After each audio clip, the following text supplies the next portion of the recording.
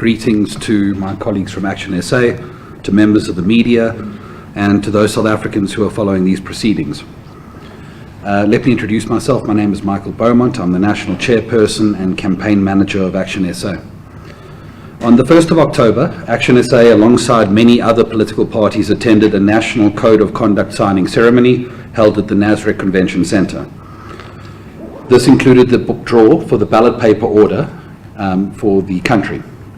On the 2nd of October, a series of ballot paper signing sessions began in the different municipalities.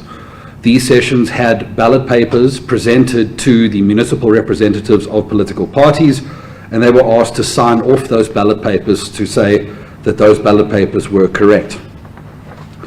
It was at these sessions that it was brought to our attention by our municipal representatives that there was a deficiency in the ballot papers, which saw that where other names of parties were abbreviated in the ballot papers, ActionSA's name was blank in that particular part of the ballot paper. Immediately we raised this to the attention of the IEC in the signing sessions that were taking place, as well as correspondence that began with national senior officials in the IEC the following day on Sunday the 3rd of October. What ensued was a series of responses in which there were two primary reasons given for why our request could not be accommodated. The first was an adherence to this idea that the issue was one of a registration. In other words, that when ActionSA registered its registration forms in November last year, that those forms did not have an abbreviation, and therefore we had foregone somehow the inclusion of our name on the ballot paper. Included in this was some adherence to this idea of Section 8C of the regulations of the Electoral Commission Act, which states that the identity and identifying features of a political party must ensure protection of the IEC. We contend that this is more of a political trademark issue. It is designed to prevent someone coming to register with a name or an abbreviation or a logo that may confuse voters, and there's absolutely no legal established link between this form and a ballot paper. The second issue, we were told, is that the ballots were already in print, and even if notionally the IEC wanted to address this issue, it couldn't. What is very problematic about that is that if we are identifying issues on a ballot paper on Saturday the 2nd of October, and we are raising objections right there and then, how can it be that these things cannot be remedied? What is the purpose of signing off ballot papers if not to address this kind of issue? Even more troubling is that on Sunday the 3rd of October, when we were told that these issues could not be remedied because ballots were already submitted to print, there were signing ceremonies taking place the following day on Monday the 4th of October, and ballot papers that had not even been signed off yet. I think it's very important to deal very directly with the registration papers of the party, because the Commission in its communications over the last 2 days has demonstrated a willingness to try and drag this issue down to what it is said in the registration papers. So let me be very specific. In the registration papers, there is a section 3 of the papers, which deals with the abbreviated name of the party. It says delete, which is not applicable. In our forms, we said not applicable, and then underlined the following sentence: there is no abbreviation in the name of the party, end quote. When ActionSA did this, we were very clear that ActionSA is the name of our party, and it is how our party should always be represented. It was never and could not be understood to be a waiver to say that we accept that when ballot papers are prepared, please leave our name off the ballot papers. That would be absolutely absurd. We deliberately chose a name of a party that was 8 characters long, and did so because the limitation on the abbreviations prescribed by the IEC is 8 characters for an abbreviated name. A very important point to deal with now is Section 15 of the Electoral Commissions Act, and I refer specifically to 15(2)(c), in which it says the abbreviated name of the party, if any, end quote. Now, both this form and the Act make it very clear that there is a possible scenario that some political parties would not have an abbreviation. How then ballot papers could be prepared in such a manner that an abbreviated name is left out, and knowingly the Commission would proceed to prepare ballot papers with certain political parties not enjoying this critical identifier in a ballot paper, is beyond all rationality and logic. It is also important to mention at this point in time that the only reference to ballot papers in electoral legislation resides in the Electoral Act and the Municipal Electoral Act. And both of these acts merely prescribe that it is the IEC that has the authority to design and prepare ballot papers. Critically here, the following must be noted, is that prior to the presentation of ballot papers on the 1st of October, the ballot papers for these municipal elections were not presented at any level of the IEC. I note because in the communications of the IEC, a statement is made which gives the impression that this has been taking place for weeks on end. This cannot be the case. As you know, the Code of Conduct signing ceremony took place on the 1st of October, along with the ballot draw. As you also know, the IEC's election timetable prescribed Wednesday, the 29th of September, as the date to publish candidates. It therefore follows that there could not have been any presentation of ballot papers any time before then. The IEC chose a ballot paper design. In this ballot paper design, it elected that a ward candidate ballot paper would consist of a ward candidate name, the logo of the party, and the abbreviated name of the party. So 3 identifiers for which voters must identify their political party or candidate of choice. The PR ballot papers were to consist of the name of the party, the logo of the party, and the abbreviated name of the party. Our primary issue is with the ward ballot paper, although that problem continues to persist in the PR and the district ballot papers. Critically, what I must draw your attention to at this point in time is that the IEC had previously commissioned a study by the Human Sciences Research Council, the HSRC. We know this because this study was instrumental in the IEC's refusal of our registration as a political party in November last year. Interestingly, it is this study of the IEC that says it is the name and the abbreviated name of the party that are the most important identifiers for political parties. Let me repeat that. The IEC's HSRC report said the name and the abbreviated name of the party are the most important identifiers of a political party. Now, this should have carried through into all the decision-making that took place around the ballot design and preparation for these 2021 local government elections. Our request for this issue to be remedied was a reasonable request, it was a rational request, and it was a request that was born with the interests of voters in South Africa.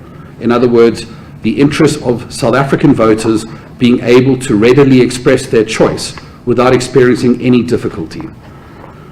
The decision to refuse this request meant that ActionSA supporters would lose one of 3 identifiers, being the abbreviated name of the party, and by the IEC study, the most important identifier from the ballot paper.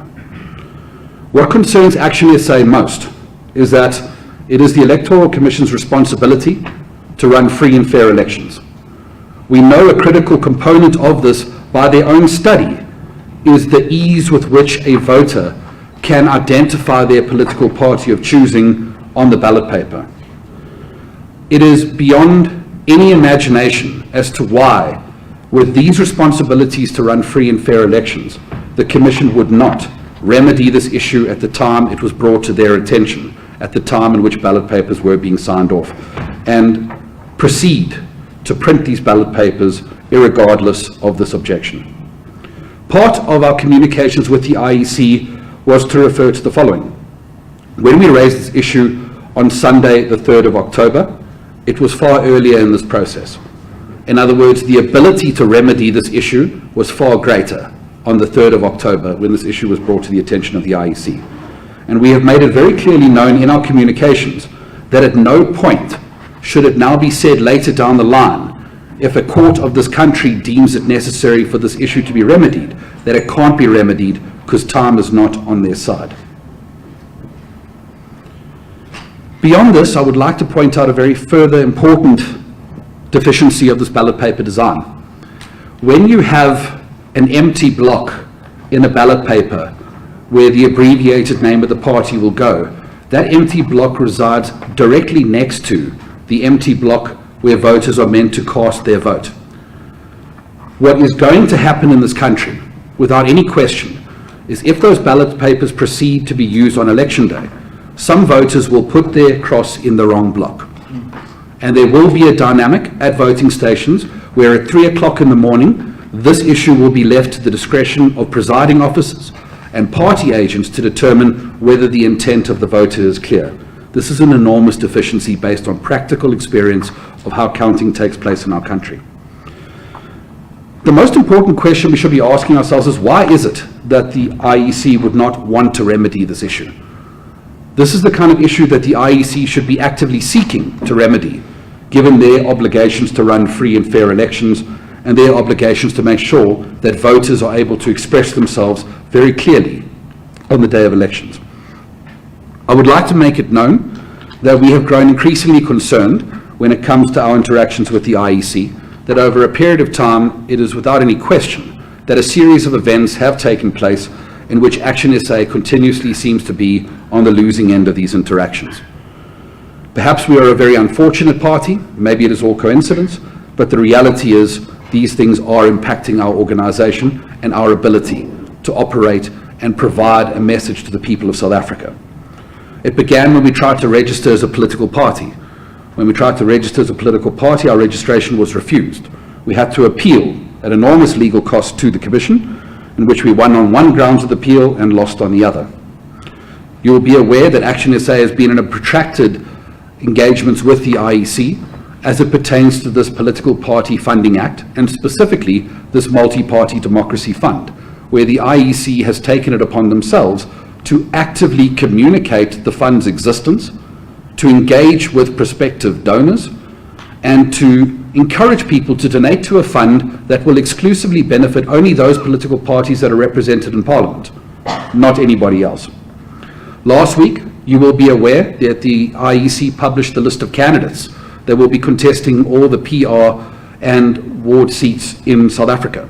You will also be aware that when this was published on Wednesday night, ActionSA's candidates were not published on that list.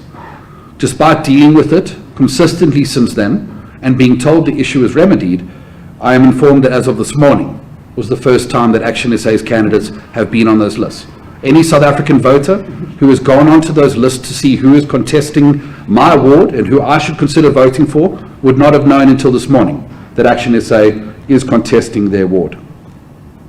And of course now the issue we are here with today, an issue that threatens the ability of voters to identify ActionSA as a political party that's been in existence for a year and 3 weeks and is contesting political parties that have been in existence for years and decades.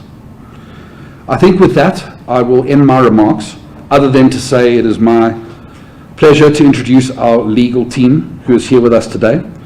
Wendell Bloom is the lead attorney in this matter. He is the director of Nkabela Huntley Attorneys and an individual who has worked with ActionSA in our legal cases in many matters, most notably the Lily Mine case. He is joined by Advocate Tebogo Raikane of the Pabasa Chambers. I think at this point in time, you will all be very keen to know the specifics of our legal application, and let me ensure that someone more qualified to do so is given that task. Thank you very much, Wendell.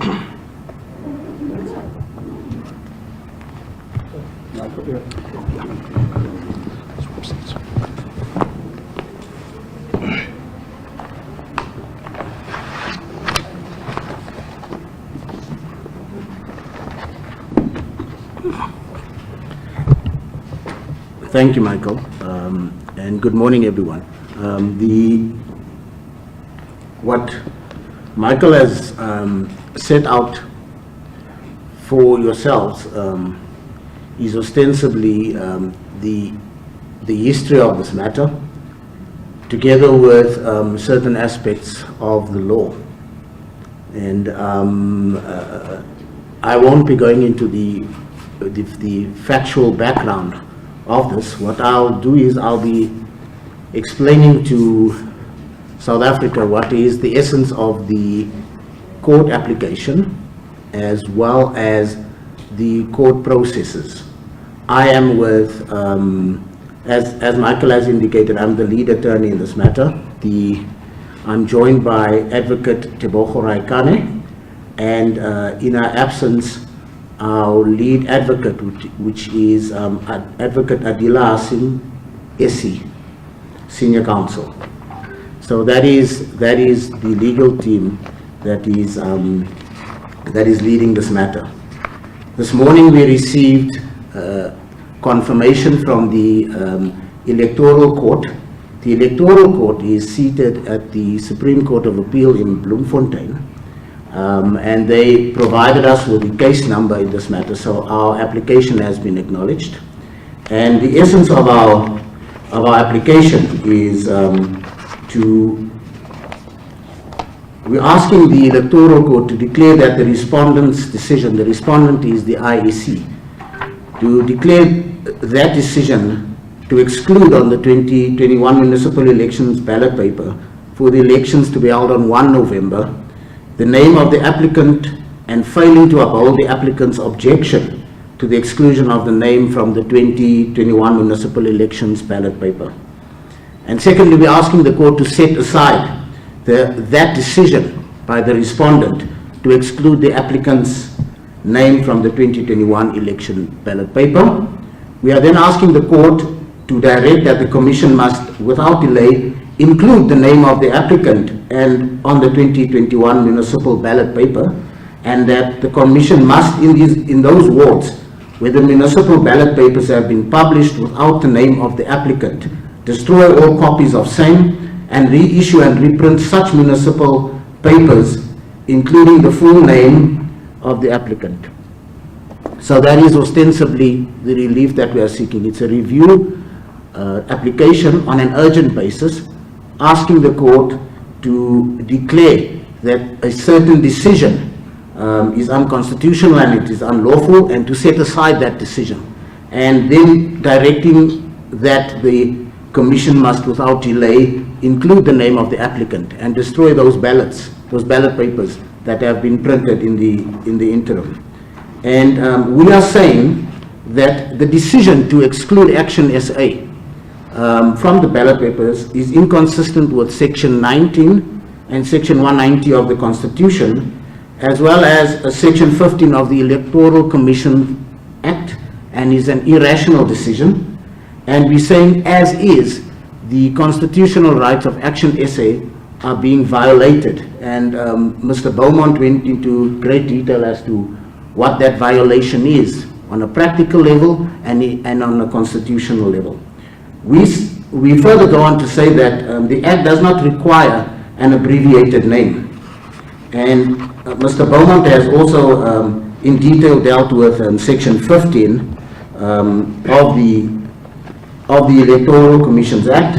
So Section 15 of the Electoral Commissions Act requires the Chief Electoral Officer, upon application by a party such as ActionSA, to register a party in accordance with that specific chapter. It then asks that the form shall inter alia make provision for the following, which is the name of the party, the distinguishing mark or symbol of the party in color, and the abbreviation, and those are called the identifiers. And Mr. Beaumont has already dealt with Section 15.2c, in which we say that it is clear that Section 15.2c allows political parties an option to elect whether or not to use an abbreviation. And what we are saying is that that election of using an abbreviation in a registration document is not a waiver of your rights as to what appears on a ballot paper. I'll repeat it again. The completion of a registration form where you're given an option of having an abbreviated name or not is not a waiver for your rights to have what appears on the ballot paper. And that's important. That's very important. And then we deal with Regulation 12, which basically deals with the identifiers. And we've made it clear to, well, ActionSA has made it clear to Mr. Shiburi that, in fact, what it's not seeking is a change of its identifiers. It is saying that a certain section of the ballot paper is blank, because the importance of the identifier aspect is that it requires an entire process with regards, in terms of its section 16.1, of the Electoral Commissions Act, there's an entire process if you want to change your identifiers. You need to publish in the government gazette and all those manner of activities that you need to conduct. And then we're saying to the court that this matter is urgent. With each passing day, the urgency just increases, because we could sit, as we are sitting, we could have a situation where ballot papers are being printed. And on that basis, we say to the court, we are here on an urgent basis, and we further go on to tell the court that it's just and it's equitable to be seeking what we are seeking within this context, bearing in mind everything I've just mentioned to you. So how does the process work? So last night, we've lodged on the IEC together with the Electoral Court at the Supreme Court of Appeal our notice of motion, our founding affidavit, our annexures, as well as proof that the actual application was served on the IEC. What now follows is the IEC has until 12 noon today to file a notice to oppose or a notice to abide. Should it file a notice to oppose, then it has until 12 noon tomorrow, which I think is the 7th, to file its answering affidavit. ActionSA then, in the event of receiving that answering affidavit, has until close of business on the 7th, which is tomorrow, to file any replying affidavit. And we want to be in court this coming Friday before the Electoral Court. But that is all subject to the directions and directives of the Electoral Court that we have not yet received. As I've indicated, what we have received from the Electoral Court is the acknowledgement of the application together with a case number, and we have that available. So that is where we are at. The first order of business for the IEC is to indicate by 12 noon today whether they are in fact opposing this application, and that, ladies and gentlemen, is the framework of the legal approach in terms of what we ostensibly say in our legal papers, number one, and number two, the processes going forward in the court hearing this matter. Thank you very much.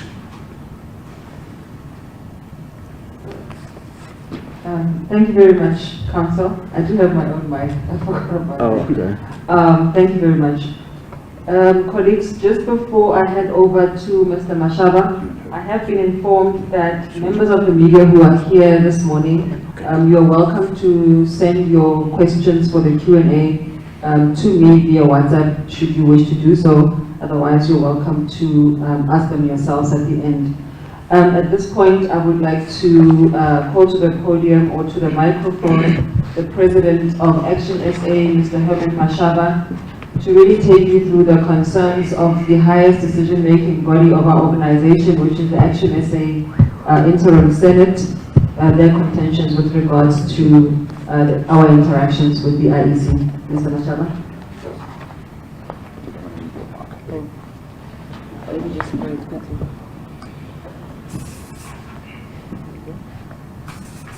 Thank you, Lerato.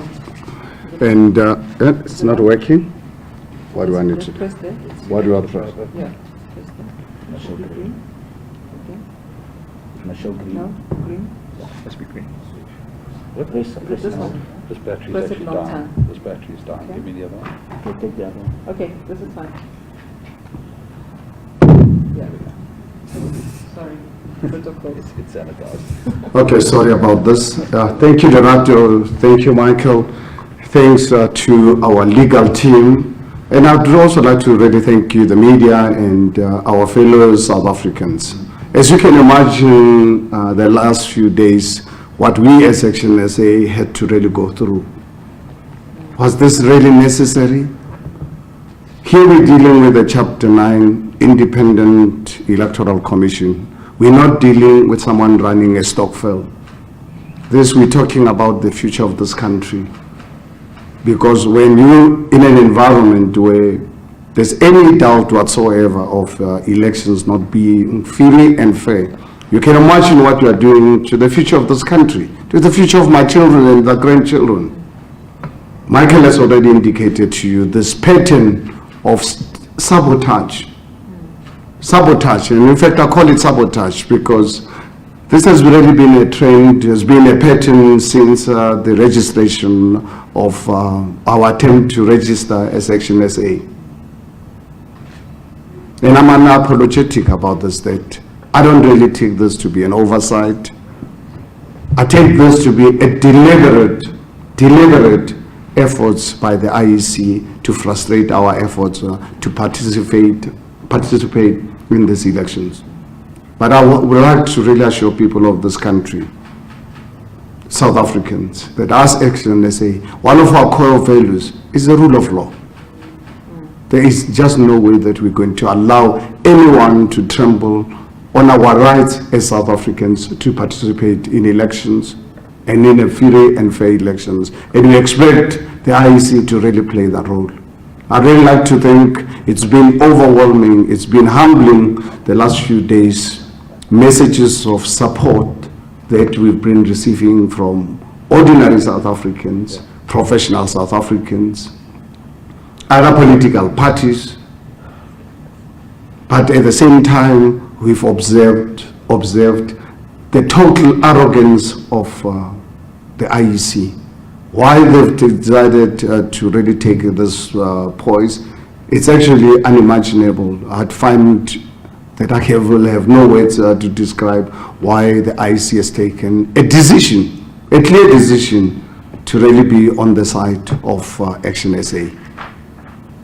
How do they expect us, after spending so much on marketing ActionSA, and at the time when South Africans must be given an opportunity on the 1st of November to vote for us as ActionSA, IEC has just took an arbitrary decision to reduce us to a logo. We are not a logo. We are a political party. If you look at the papers, we are registered as ActionSA with 8 characters.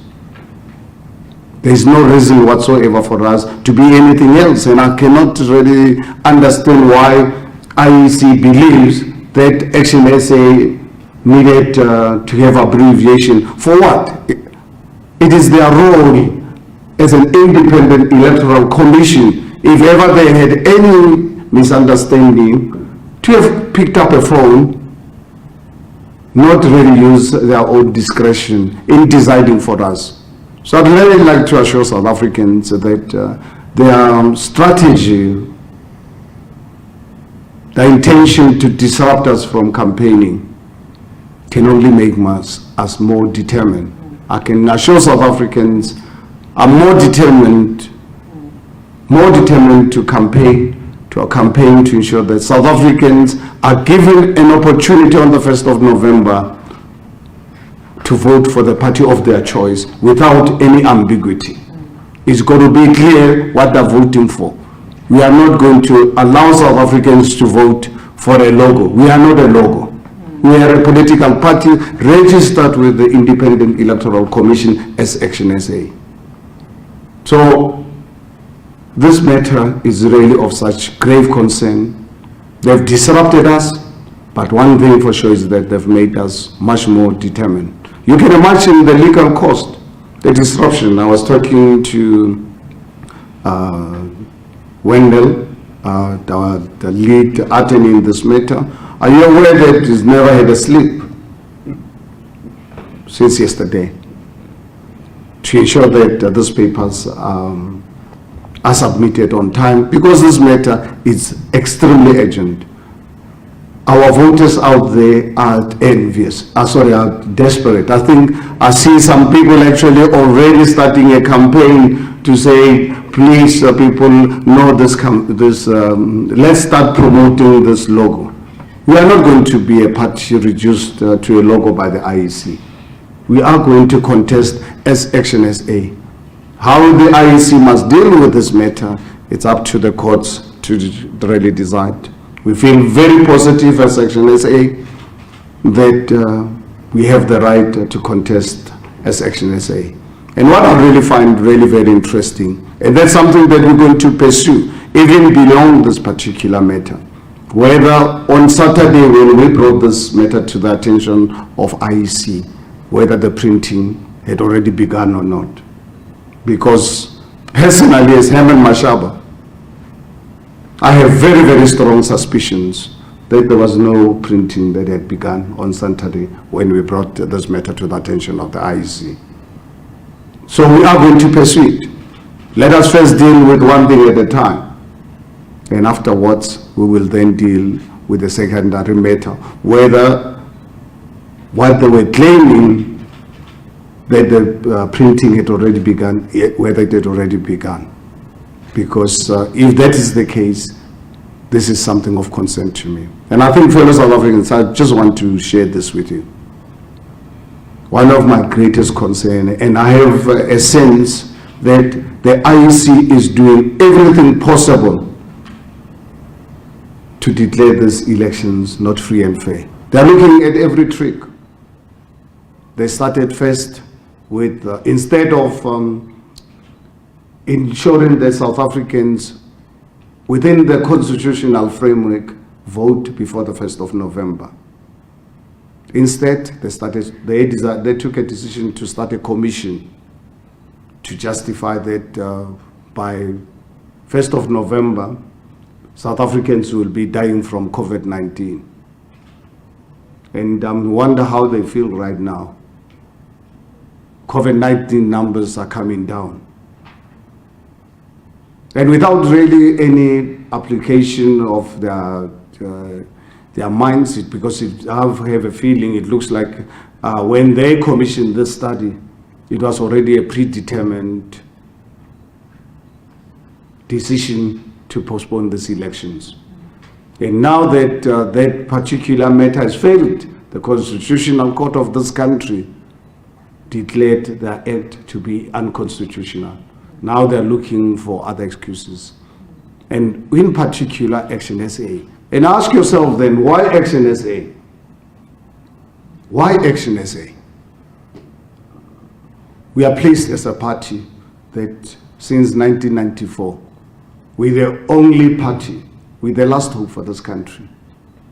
We're the only party that's actually threatening ANC, because the 6 municipalities we decided to participate in, we did not participate to be in opposition benches. We are participating, we took a strategic decision to really look at unseating the ANC and put in a government that can serve the interest of South Africa and save this country. Starting with local government, upcoming local government elections. That's why we did not contest all the 278. We just decided on the 6. Take them after the elections, run them properly, demonstrate to South Africans that we can turn around this country, that South Africa can be fixed. We believe South Africa can be fixed. The 27 years of this abuse, the 27 years of this virus, we believe as ActionSA, we've taken a decision that we are going to destroy this virus. And we are going to use 2 jabs. Whether IEC likes it or not, we are going to start on the 1st of November 2021. Apply the first jab. ActionSA is a vaccine to save this country. And we will conclude and complete this mission to save South Africa and fix South Africa in 2024, when South Africans, ActionSA has given them hope that this country can be fixed. And we will call upon South Africans to come out in their numbers with a second jab to completely destroy this virus that has destroyed millions of our fellow South Africans. 12 million of our South Africans are unemployed today. We're the mega capital of the world. Just in July, just over 100 of our people murdered by internal ANC factions. And the president, a week or so later, with his iPad, stood in front of this nation in what he calls a family meeting to give promotions to the people who were supposed to have actually stopped this carnage that happened. Over 300 people plus 50 billion rands of property destroyed, businesses destroyed. And that's one of the cases that we are working on as ActionSA. In fact, our lawyers, because of the complexity of this matter, we've taken this matter to represent companies that did not have insurance on this particular matter. We've got over 500 businesses that have registered with us. We have a team of 10 top lawyers who are representing us on a pro bono basis. So that's why I'm saying to you, we are the vaccine that is going to destroy this virus that has destroyed thousands and millions of our people, with our schooling system dysfunctional, our infrastructure, backlog in the city of Johannesburg when I was a mayor, 170 billion rand. So you can imagine on a national basis, our rail network completely destroyed. The level of corruption, just in 27 years, South Africa is known all over the world to be the most corrupt nation on earth. This represents me. I don't want to stand in front of the world to be regarded as a thief. I don't want to stand in front of the world to be regarded as a rapist, because South Africa is known today as the rape capital of the world. I don't want to stand in front of the world to be regarded as a murderer, because South Africa is a murder capital of the world. All this happened in just 27 years. This is important. These elections on the 1st of November are very important, and South Africans needs to be given an opportunity to elect and vote for the party of their choice without any ambiguity. And it is the responsibility of the IEC as an independent electoral commission to ensure that they do what is right. And if not, they are not willing to do it voluntarily, then we'll use our courts to force them to do so. Thank you very much.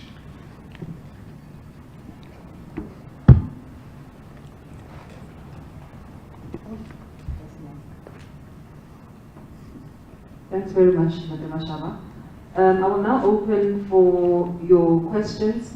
If you're not ready with your questions, I already have some few questions on my phone. I will take a round of 3, and then we'll answer those, and then we'll keep moving. When you do respond, please tell us your name as well as the production of the media house you represent. Go ahead, sir. Oh, you need an open mic. Sabelo, can you, somebody, Witumelo, please come and help us.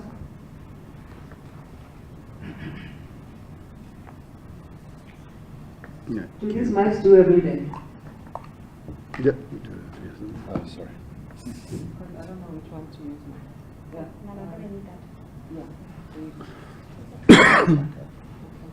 It's fine, I don't need it. Good morning, Abongile Tumako, SABC News. You, Mr. Marshall, you've used quite strong words today. I've heard sabotage and many more that are quite very strong. On what basis are you saying that there might be a sabotage in the IEC? Yes, I understand there have been incidences before where you've had issues with how the IEC has been behaving when it comes to you guys as ActionSA. And then you speak about the fact that in the municipalities that you've identified, you feel that you might come as a threat to the ANC. Would I be wrong then in thinking that you have a strong feeling that this, which you call sabotage, has got anything to do with the ANC, maybe having some influence within the Independent Electoral Commission of the country? Thank you. Thanks, Awangile. We can take the second one. All right. Thank you very much. My name is Belani Pakhadia from Newsroom Africa. I'm sharing the same sentiment, sabotage. I hear you say, Mr. Ashaba. I think as well, just to go through what Abongile was saying, are you saying the African National Congress and the IEC are the ones deliberately sabotaging ActionSA in the coming elections? Because I hear you saying, well, the IEC and so on. So I want you to answer to us clearly. Is the ANC and the IEC in cahoots against the ActionSA? And the second question that I really want to ask you is, if, courts are courts, you may not win, although from the sound of it comes as if it's a sound litigation argument. if by any chance you do not get a favorable response from the Electoral Court, what impact will that have on your campaign towards elections? Thank you, Pilane. I'll take one more.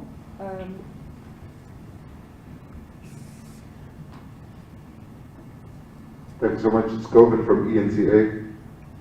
When the ActionSA raised the issue of the 8 characters, which is the limit on the abbreviation with the IEC, what was their response? And then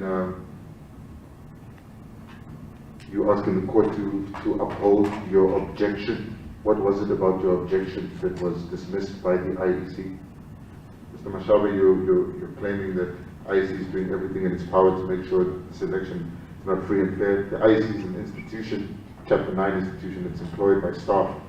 And ActionSA is not dealing with the institution, dealing with people there. So where's the problem? In which office of the IEC? And where's the sabotage coming from? Thank you. Okay, thanks everybody. I will have Michael answer the first question, and then Mr. Mashaba, you will follow. Okay. Okay? Yeah. I'm so sorry, these mics are very funny. Let's just try to share. Here you go.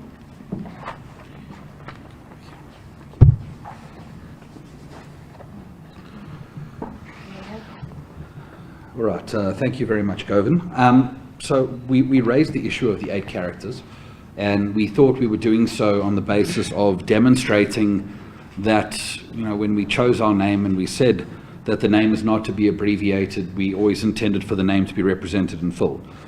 But the response that we've received to this and all other matters has always been twofold. The Commission has alleged that the challenge we are experiencing is one to do with our registration papers, and that notionally, if it were possible to remedy, it would be too late to do so.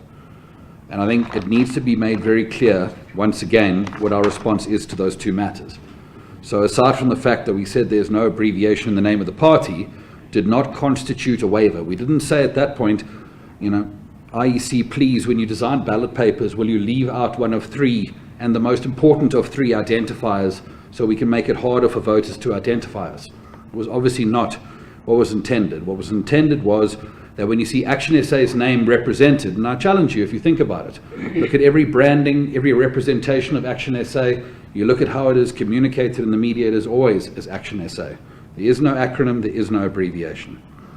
And on the second point, we contend that the idea, and we must actually tackle this head on, the idea that logistics must come ahead of the idea of constitutional responsibilities, it's just not, it's bizarre. In other words, the most important principle is free and fair elections for the IEC. And that principle is fundamentally got to be about ensuring that a voter can go to the polls, they can receive a ballot paper, they can look for the party they want to vote for, and they can cast their vote accordingly. That has to be one of the most important principles in free and fair elections. And when you are timeously communicated to that there's a problem with the ballot paper that impacts so fundamentally that very principle, and you elect to say that logistics is an issue, then we are prioritizing the wrong things here.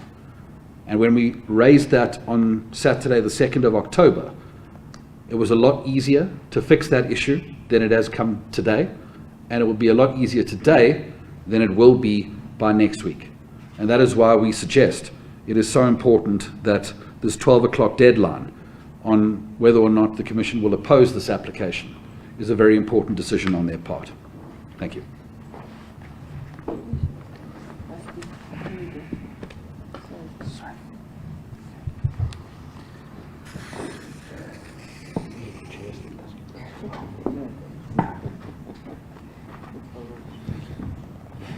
Members of the media, I referred to this matter as far as ActionSA is concerned as sabotage. We can't call it any other thing. There's been a pattern which Michael has taken you guys through, and I'm happy to repeat. And on the basis of this, then, what conclusion must we come out at? When we registered our party last year, IEC for the first time, raised the issue of the South African flag. quoting some piece of legislation passed in 1962 or something, or 1959, many years ago. Heraldry Act. Heraldry Act. Within 24 hours of challenging this, they withdrew the usage of the piece of legislation, but prepared to spend our taxes, hard-earned taxes, to defend this particular matter. And when we consulted with our legal team, we knew we had a very strong case, but we realized the strategy. What the IEC wanted to do was to delay us from registering, because they knew the local government elections around the corner. By then, ActionSA had the mandate. They knew of 2.4 million South Africans who gave this party the mandate to start. We're not a political party that's already started because Herman Mashaba and Michael Burman and Lerato had an ambition to form a political party. We're a political party that started on the 6th of December 2019 with what is known today and historically as the People's Dialogue. We wanted to engage South Africans as to what type of South Africa we want. During that 3 months, we managed to reach over 33 million South Africans. Ultimately, by end of February 2020, 2.4 million South Africans had given us the mandate to start this political party. Of the 2.4 million South Africans, 165,000 of them gave us 10 to 12 page submissions on how we must turn this country around. That's why we believe that this country can be fixed. We received inputs from retired judges, school principals, doctors, professionals, ordinary South Africans, young and old, black and white, Indian colored, all South Africans gave us the submission. So by the time we launched on the 29th of August last year, by then I'm sure the IEC had already felt that here's a threat that's actually coming. And we're determined, I'm sure all of you remember, when we launched the party, our determination to unseat the ANC. We are not in this business to be on the opposition benches. Our country is in trouble. Our country is in trouble. Our country needs to be saved. And if I look at this trend from the registration, party funding act, donation matter, now with our candidate list, only released today. If you guys check on my Twitter account this morning, when I got finally from my team that at long last, we've got all our list for the first time, finally listed, published by the IEC. In fact, I sent it to celebrate, to say hooray. But you can imagine I must celebrate something that South Africa has got a Chapter 9 institution to work with us South Africans to ensure that there are free and fair elections. What conclusion must I come to? And I'm not prepared to retract this. I take this today to be a deliberate attempt by the IEC to sabotage our participation in this upcoming elections. But I want to assure South Africans that we are going to participate in these elections. We will use the courts to help us remedy the situation.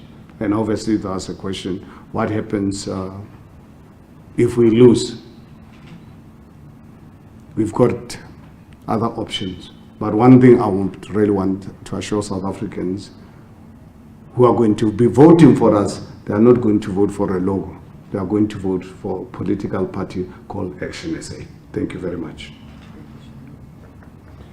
Yeah, I think you should probably just wait there. The 8 character, did you answer that one from Govan? Did you? Oh, okay. I have a question here from Liza Gatandwa with the Mail and Guardian. She's asking, Mr. Mashaba, at least 300 parties are contesting this year's elections. You say that the IEC should have called you. Why should ActionSA have received special treatment when the IEC has to cram an election with limited time? Surely you can concede that the mistake was made by your team and not the IEC. Second question. There's no mistake made. Second question. Mr. Mashaba, are you saying that the IEC is trying to sabotage free and fair elections? Should you lose the court case, are you saying that this gives you the cause to challenge the results of this year's elections? I'll give you another one, just the third question. This comes from Catherine White. She is with the Times Media. She's asking, is there a possibility that this court action could potentially result in local government elections being postponed? Those three. Okay, let Michael handle it. Yeah, please. Okay, There's no we have mistake. another question here. There's no mistake, but- So, No, I just say, Can you just say? You yeah, I just wanted to know if the IEC indicated how many ballot papers have already been produced. Okay. You got that? Okay, so the first question is special treatment and a mistake on our side. Yeah. The second When the question, mistake is on. The second question was whether or not we think, just hold on. By saying that the elections are free and fair, does this give us an option to challenge the results of the election? sure. And the final question from Govan. Govan, you wanted to know how many ballots, many? the IEC said they've already gone to print. Do we know how many? Thank you very much. I think the issue, and I'll address Lizeka's question first here.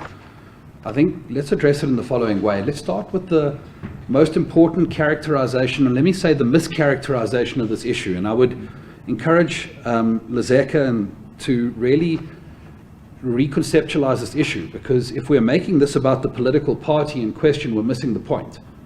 Because political parties don't exist as an entity unto themselves. It is the people of South Africa who have the right to go to the polls and identify the party of their choosing.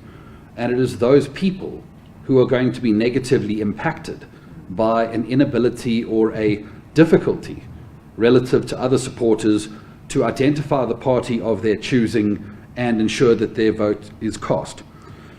The second issue and the mischaracterization in that question is the idea of special treatment, because we're not asking for special treatment. We are asking that the supporters of ActionSA be afforded the same right as the supporters of any other political party, and that is to go to a voting station on the day of the election to receive a ballot paper for the name of the organization they wish to support to be on that ballot paper alongside the names of every other political party. That doesn't sound like special treatment at all. In fact, it sounds like we're having to fight very hard for equal treatment through a very expensive and very elaborate exercise. But we will fight that fight nonetheless, because at the end of the day, the people who would like to support ActionSA and start the work to fix South Africa deserve no less than the supporters of any other political party. As to the issue that there has somehow been a mistake on our side, let me deal with this very directly. A registration form was completed. On that form, it says there is no abbreviation to the name of ActionSA. Now, perhaps I haven't had much sleep lately and I'm battling to understand these things, but what I understand from that is that ActionSA is ActionSA. And whenever you mention the name of the organization, it is ActionSA. And that is why earlier I said to you, when you think about how ActionSA is branded, when it is communicated in the media, you will never see us as ASA or anything else. You see ActionSA. There is no exception to that rule. And that is a principle that we have followed from day one. Now, if you are wanting to suggest that there is any form of ambiguity in this process, then accept the following. That registration form is not a ballot production form. There is nothing in that form, and there is nothing in law that says what goes into this form is what goes into a ballot paper. What the law says is that the IEC must construct ballot papers. But what the IEC needs to do, in the absence of any legal provision that says this is how we construct ballot papers, it needs to undergo a process that is reasonable and that is rational and that is based on a process through which political parties can object to anything that misrepresents its organization's identity and makes it hard for their supporters to identify their party. Now, what Chapter 9 institution constitutionally entrusted for free and fair elections with the most direct responsibility to the voters of South Africa would find problem with that logic? I can't possibly answer. On the questions of free and fair elections, I think that was Catherine's point, I think we are very, very unequivocal on this issue, that if these elections go ahead and ActionSA's name is not on the ballot paper, there will not be free and fair elections in the municipalities we contest. Let's make absolutely no doubt about that. On one level, voters will go to the polls, they will look for ActionSA. I made the point earlier, which is an important point, is ActionSA is a political party that is 1 year and 3 weeks old. We are contesting against organizations that have been around for decades. Organizations who have been around for a relatively less lengthy period of time are harder to identify on a ballot paper. And that is why they cannot be impeded by having the most important identifier, which is by the IEC's own study, absent from the ballot paper. And I would contend with you that there would be people who would go to the polls, who would look for the name of the party, would get frustrated among a very long ballot paper, which South Africans have grown accustomed to, and would think, I don't know what to do. And maybe they would spoil their ballot, maybe they may vote for a second choice, who knows. But the example I mentioned earlier is a very important one, and it's a practical one, because we're not talking about an academic problem here. We're not talking about some theoretical issue that may, hypothetically take place. You and I and everybody else in this room knows that when a voter goes to the polls in a dimly lit room and they see 2 blocks that are empty next to ActionSA, they're going to put their X in a box. And some of them will put their X in the wrong box, which would be the blank abbreviated name box. And then we're going to have presiding officers who, let's just say, over time, there has been a tendency on part of presiding officers to make some very profound mistakes, if we're generous, and party agents of different political parties with vested interests to say that, oh, the intention of this vote is not clear, we must count it as a spoiled vote. These are very practical demonstrations of how this election would be jeopardized in terms of how free and fair they are from a standpoint of supporters of ActionSA. Govind, to answer your question, we do not know how many ballot papers have been printed. We are entirely unsure as to when those may have started. We are surprised, and I think this is the most important point, we are surprised that when you identify a problem with a ballot paper on a Saturday, and you raise an objection on the Saturday, and then you engage the senior management of the IEC on the Sunday, you can be told that notionally, if we wanted to fix it, it may be too late. I can only presume that we were supposed to imagine what these ballot papers would look like, because at the time they had not been shown to anyone. And I gave you the example because the communications from the IEC here, they say that we're being mischievous, but I ask you to consider who's being mischievous. When the impression is given that these ballot papers have been the subject of party liaison committee meetings, and they make an open-ended statement like that, it makes you sound like this thing has been going on for weeks and months, and that somehow someone was asleep at the wheel. But consider this. The candidate list closed on Wednesday, was published on Wednesday, the 29th of September. We were not on that list. We had to fight to get on that list. The National Code of Conduct signing ceremony where the ballot draw was done on Friday, the 1st of October. The order of the ballot paper was based on that draw. How could a ballot paper be presented then before Friday? It's just not realistic. And my point remains that when we were told this issue could not be remedied even if they were able to, that was Sunday, the 3rd of October. On Monday, the 4th of October, eThekwini Metro Municipality had a signing ceremony for their ballot papers. How can you not fix something that hasn't even happened yet? This is the concerns that we're addressing. I think, Michael, let me just really clarify this particular matter. It's really very important that we must not really believe the lie and this narrative that ActionSA made a mistake. I think I reject that with the contempt it deserves. We've not made any mistake. Please look at our registration papers. Please read the Electoral Act. So honestly, we take a serious exception to anyone who actually advocates with the narrative that ActionSA made a mistake. We don't really accept this. We really reject this with the contempt it deserves. Michael, here's a follow-up question, just to follow up from what you just mentioned. This one comes from Cliff Shiko from the Voice of Vets Radio.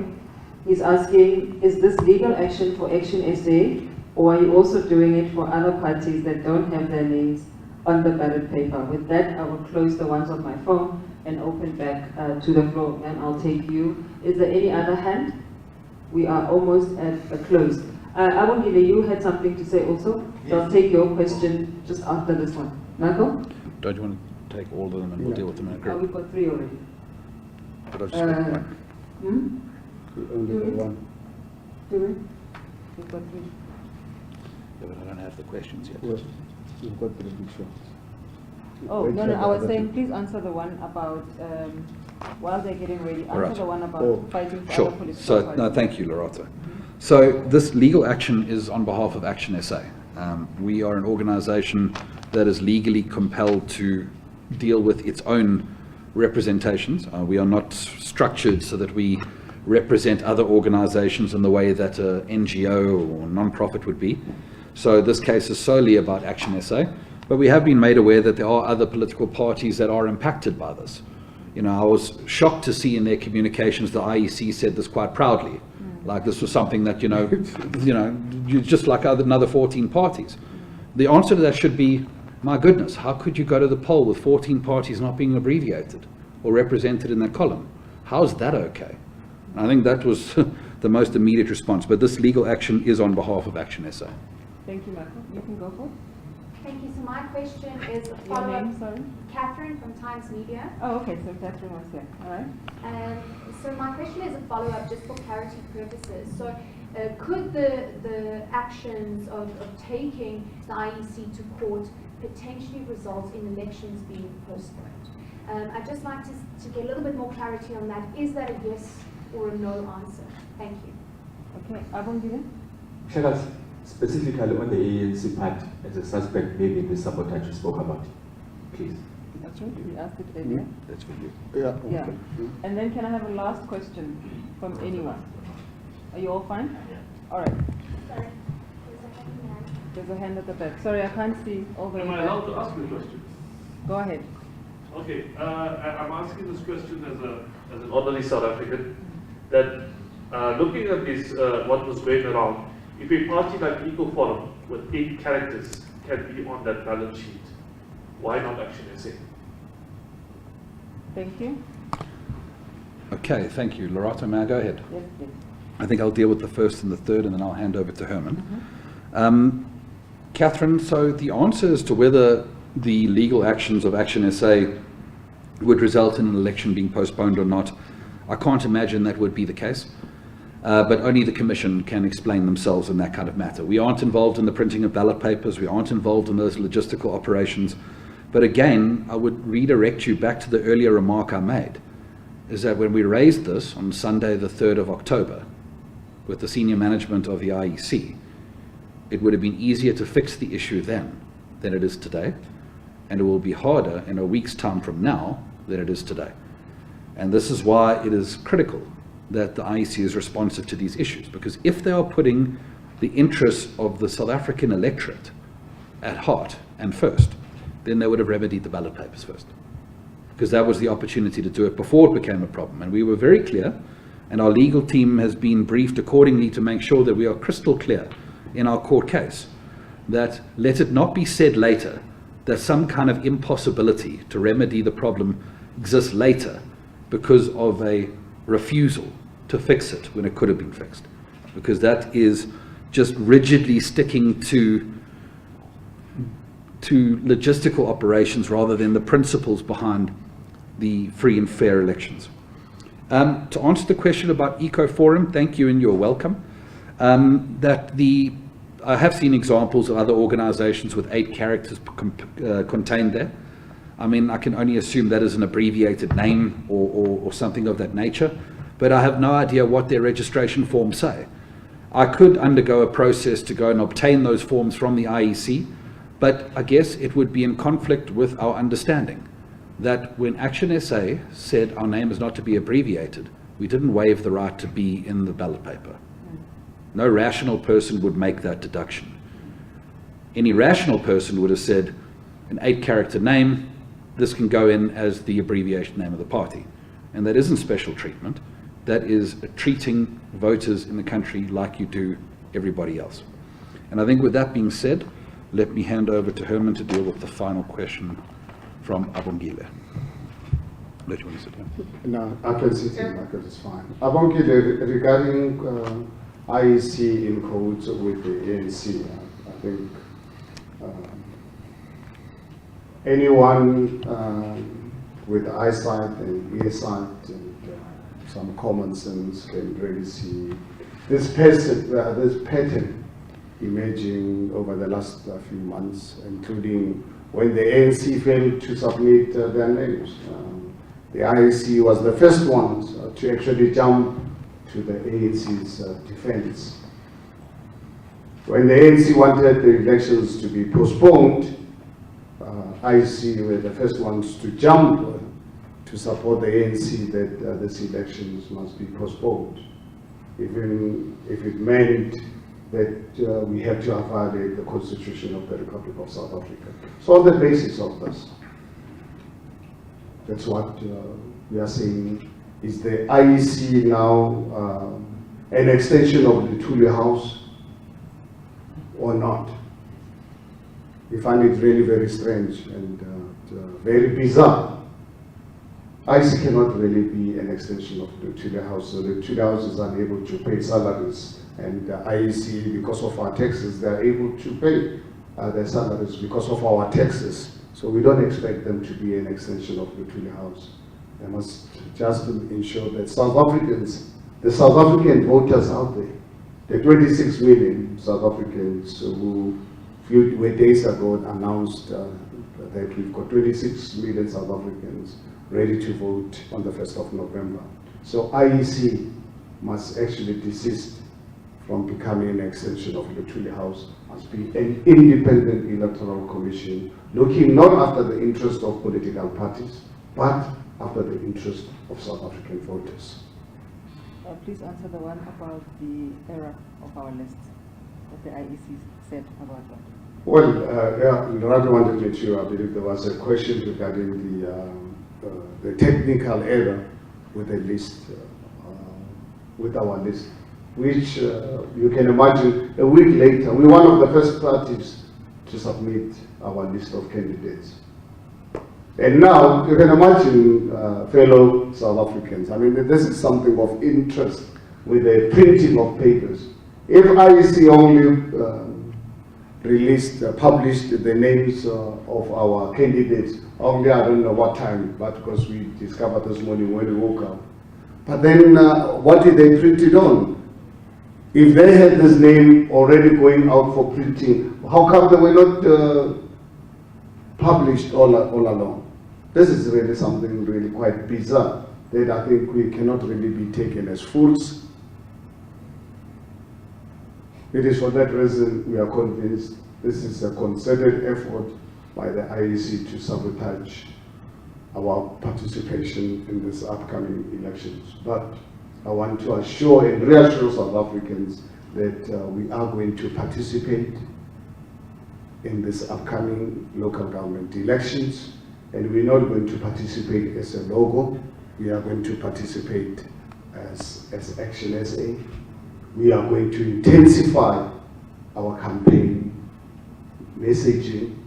We're going to work even harder, more hours, to ensure that South Africans, the 26 million South Africans who have to vote on the 1st of November, come out in their big numbers to work with us to fix South Africa. Thank you. Catherine, are you answered? I am answered. Okay. I'm not sure why ActionSA would not have put the words ActionSA in that part of the application. Why? It says, please answer I think this is the problem with hindsight, isn't it? Because now that we're dealing with a challenge where this form has been interpreted to mean something that there's no provision in law that says it should be interpreted in that way, it's very easy to say, why didn't you just say that? What for? I mean, don't get me wrong, it's crossed my mind too now. But the reality of the matter is that that form is not what is used in the construction of a ballot paper. We said clearly our name is ActionSA. We underscored the sentence that the name of our party is not to be abbreviated. that matter in my mind is not as ambiguous as the IEC would like to tell everyone it is ambiguous. But even if you are leaning towards the IEC's idea that there is any ambiguity there, ask yourself the following question. When an ambiguity exists, in whose favor should the IEC land on these matters? Should they land on favor of an empty abbreviated name box that's going to confuse voters and result in ballots being declared as spoilt? Does that sound like a logical way on which you should go when there's an ambiguity? Or should you look at it and say, they've said there's no abbreviation to the name is 8 characters long, let's put that in the box so that voters aren't confused at all. And if you are inclined to say that perhaps their processes weren't aligned to that, by all means.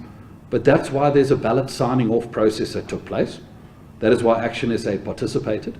That is why we objected at those ceremonies. And that's why we raised it with the national management of the IEC the very next day. And now the question I've got to come back to is, why would an electoral commission not look at this and say, my goodness, we have a responsibility to correct this issue for the people who would like to cast their vote knowing who they're voting for? Is there any indication that the abbreviation being requested is the abbreviation that will be used on the ballot box on that form? No. So the form makes no reference, and I want to say this again. The form, in fact, we'll provide you the form with pleasure. Let's deal with that. Let's play open cards. Our legal papers are public documents now. And at this point, is ActionSA anticipating an opposition to his application or an abiding by it? Sure. Well, let's just deal with the first, let's deal with that question first, right? So I'm informed by our legal team here that the deadline for the Commission to file a notice of their intention to either oppose or abide passed at 10 o'clock. And I believe there is potentially a development that Wendell would like to brief us on in that regard. He looks like it. I doubt that this requires a reshuffling of the cards. Not really a development, it's more clarities. So the time periods is in fact not 12 noon today, it's 10 a.m. for the IEC to file a notice to oppose. 10 a.m. happened 1 hour 45 minutes ago, and we haven't yet received a notice to oppose from the IEC. What does that mean? It means we simply proceed. If the IEC chooses to file a late notice to oppose, then it's for the IEC then to explain themselves to the court as to why they did that. And if they file late papers in terms of whether they're going to file answering affidavit, then it's for them to again explain themselves to the court. And I just wanted to provide that context that in fact while the press conference started, that was the time. Just shortly before that the IEC should have filed its notice to oppose. It hasn't. Thank you. Thank you very much, Wendell. I just want to add on for you, Catherine, that non-applicable form that you're talking about, in fact, it says if any abbreviation. So I just want to add to that. It's an option, not a requirement on that form, and we will supply you with that form. Yeah. Colleagues, thank you. Sorry. Do you mind? I just wanted to finish Govern's first part of the question, which you're touching on now, and it's so important. So there's nothing on the form that says anything that what goes into this form goes into a ballot paper.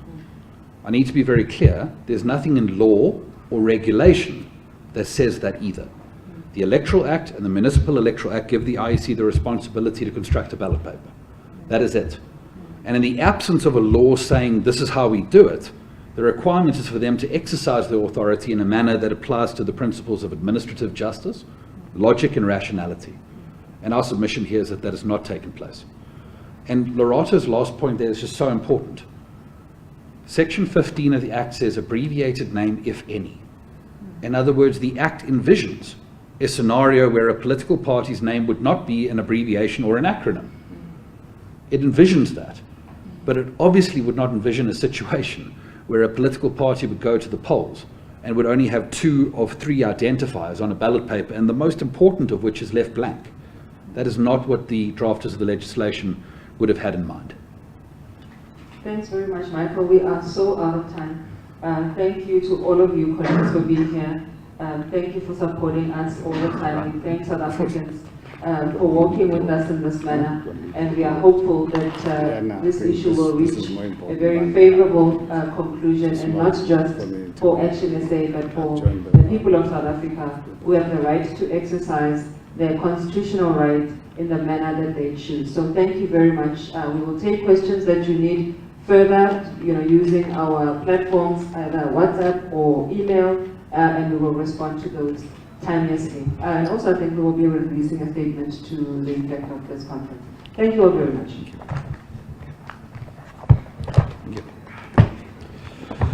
Right. It's a wrap. It's a wrap.